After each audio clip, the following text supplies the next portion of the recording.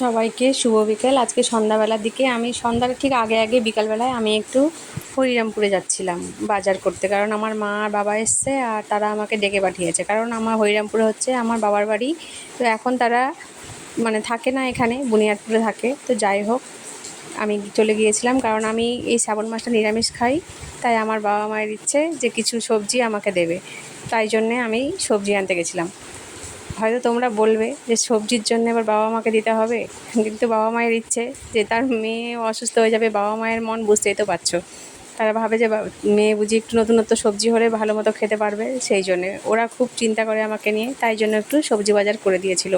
আর বাড়িতে এসে দেখি মিশো থেকে আমি একটি আমার ছোট্ট সোনার জন্যে জামা অর্ডার করেছিলাম, কারণ সামনে ওর বার্থডে, তাই চলে এসেছি।